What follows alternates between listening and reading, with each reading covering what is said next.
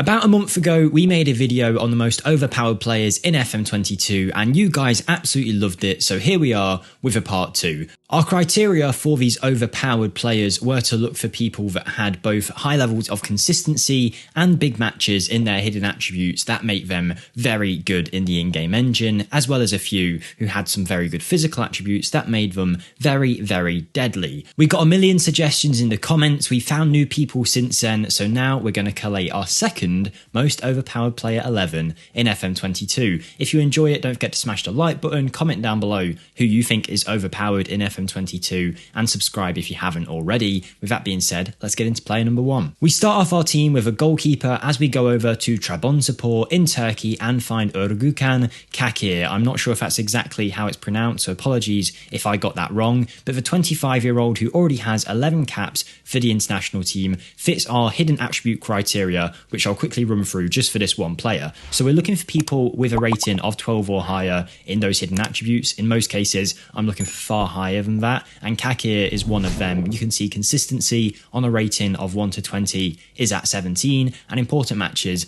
is at 15. If you're wondering why these are important, check out the last video I did, the first set of players, because at the end of that video I do explain why these players are so overpowered. There's no point me explaining that again, especially for the people who have already heard about it in the previous video. One other thing to note as well is if a player is under the age of 21-ish usually, you'll often find that their hidden attributes will fluctuate over time and will be random depending on the save. It's not always the case, but it's something that does take place quite often, and that's why you won't see any wonderkids or anything like that in this list. We want players that are guaranteed overpowered. Of course, if you put them in a wrong tactic, they're not going to play well or anything like that, but the majority of the time, if you let these guys play their game, they will do very well. Looking at his attributes, they're of course very good. He's at a good valuation too, around £20 million or less for this goalkeeper, sets you up for the next 10 years with a very solid goalkeeping option who can do everything, is not lacking in any particular area, and like I say, he's a great signing, often moves to a big club in your saves. Keep an eye on him,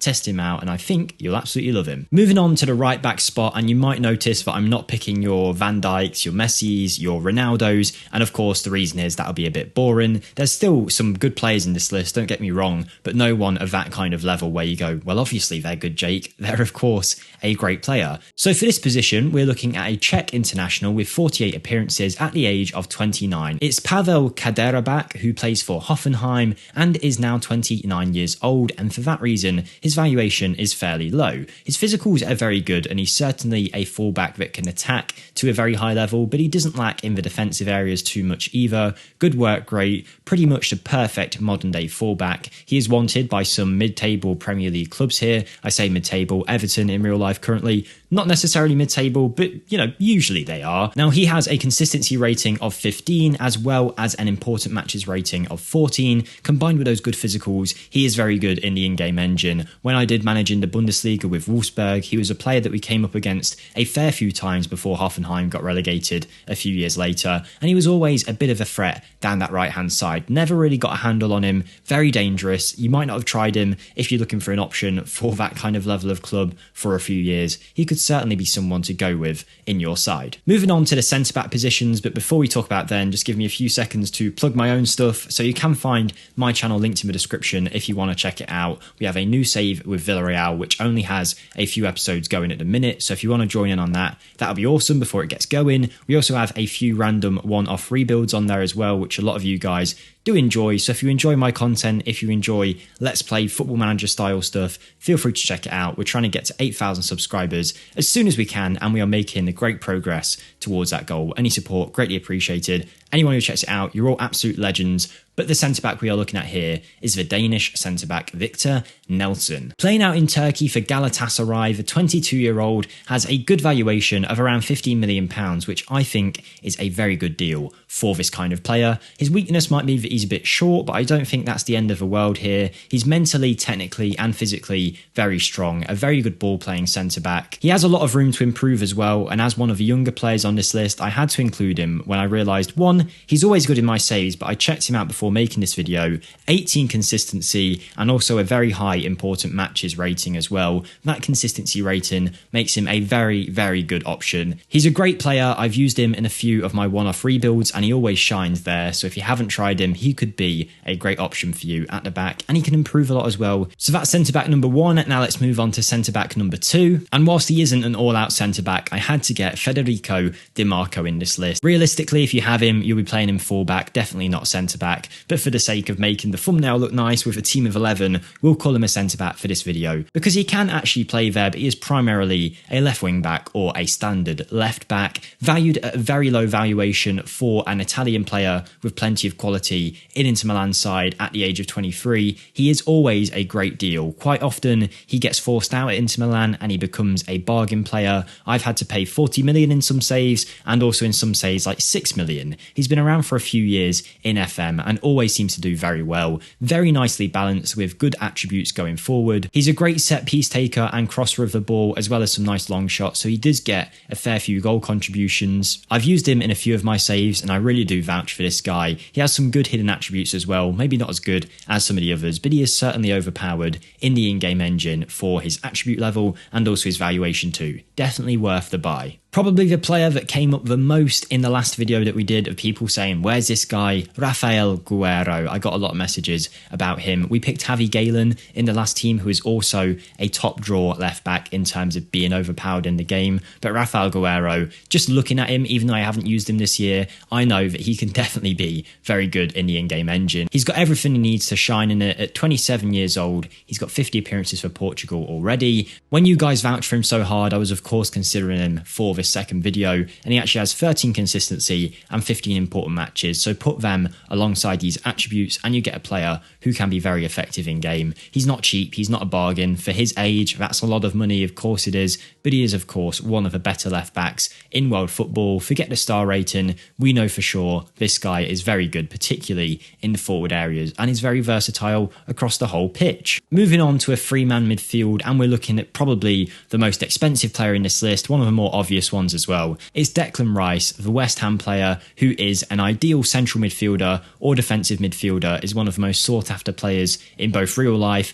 and Football Manager. He's often wanted by a lot of clubs due to his very good ability. I'm kind of counting this as 2 players because I wanted to put James Ward-Prowse in, but for everyone knows about him this year, let me just say, if you want a midfield and you are looking for who to bring in, Rice, James Ward-Prowse, someone else, you're sorted. Maybe Bellingham. You've got an English free who will absolutely dominate for years to come. But Declan Rice, as much as his attributes are great and he still has a very high ceiling, has 24 caps already at the age of 22 for England, but the reason that I really like him are those hidden attributes. Let me quickly show you them. Look away if you don't want to see. 17 consistency, 15 important matches. It means that he should play to a very high level on many, many occasions. Let me know what you think. Probably one of the more obvious players in this list. But now let's move on to someone I consider truly, truly underrated. And that is the Croatian Marcelo Brozovic, who plays yet again, like DiMarco, for Inter Milan. The Croatian has 63 international appearances, 6 goals, and is one of Inter Milan's key players. In Football Manager, he is classed as a world-class midfielder,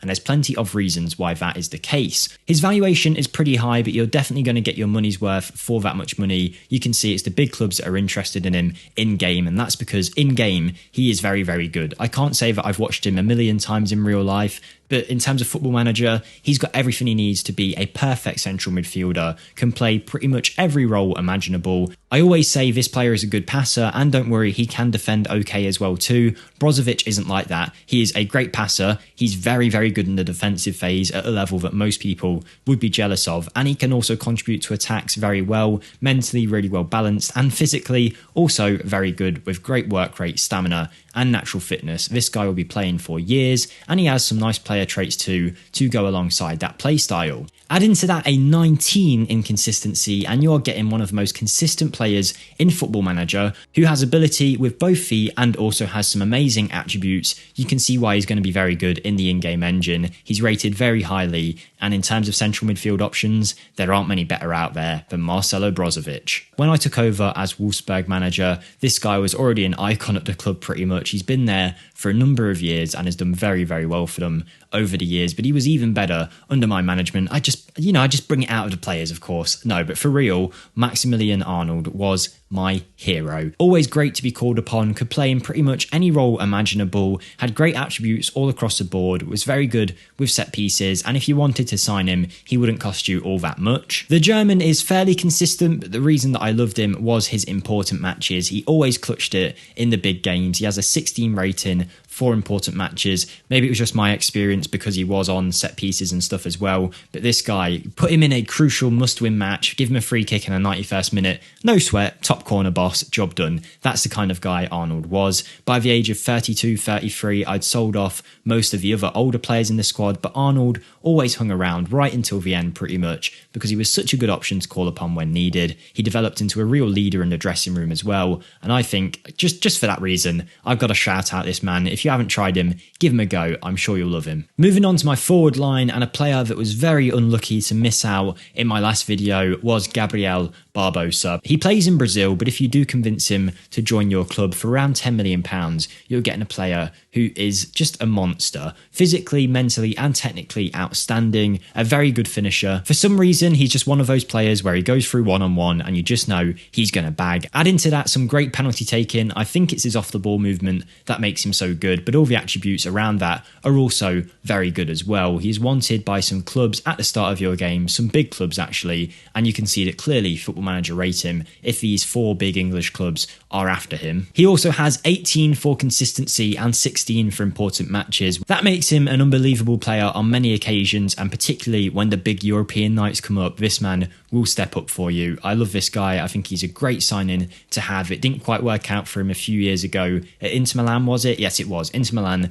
they bought him for a lot of money, never really worked out, and then he went out on loan to a few places, and Brazil has seemingly been his calling for the last few years. But it's time to give him a new challenge, bring him to whatever club you're managing, and he will bag goals for sure. Into the final 2 players in this list now, and I had to include this guy because every single time I come up against him, he scores against me. It's Granada's Luis Suarez. Now, currently, I'm doing a save with Villarreal on my channel, which again, you can check out if you'd like to. I greatly appreciate that. And he is always a thorn in our side, and I know that he is going to be for a few years, but he does usually move clubs. When I was managing Wolfsburg, he was at Dortmund, and he was their Erling Haaland replacement. That's how good they considered this man, starting ahead of Moukoko and a variety of other players, forcing the likes of Donyell Malen out of the club. Luis Suarez, no matter what we did, always scored against us. Now, he's not exactly wanted by the world's best clubs, but they are still some very solid Premier League teams. He has a similar name, of course, to the Uruguayan Luis Suarez, but this man is from a different South American country. He is Colombian, and for £10 million,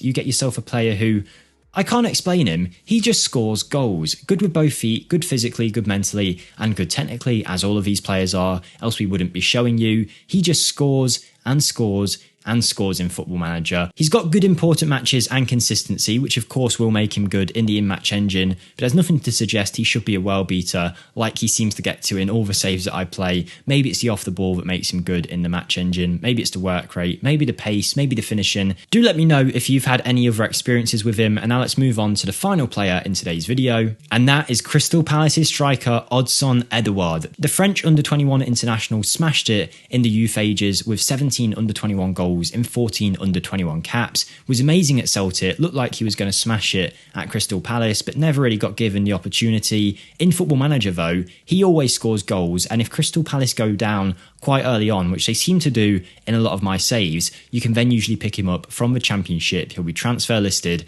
and for anywhere for around 20 million or less, you're getting a striker who is on another level in the in-game engine. I've had saves where he has moved from Crystal Palace to another club for like 20 million, and within a year he'd moved to Shakhtar of all places for 90 million. They smashed their transfer record to sign him. He was a big player for them, and just looking at him here, you can see why. Very good technically, mentally and physically, but I'm about to go under the hood and show you just why he is so good in the in-game engine. Consistency 17, important matches 16. It makes him very lethal in those forward positions, and he scores on a lot of occasions. He's a player that I used a lot in the last few years of FM, but not so much recently. I think I will give him a go next time he becomes available though. Odsonne Edouard, what a player, what a striker, and that, guys, is my second team of OP players in FM22. If we can get 300 likes, we'll consider making a part 3 You guys smashed it on part 1, so thank you for that. Like the video if you did enjoy, subscribe for more, check out my channel linked in the description, but most of all, have a great day everyone. I'll see you next time. Thank you and goodbye.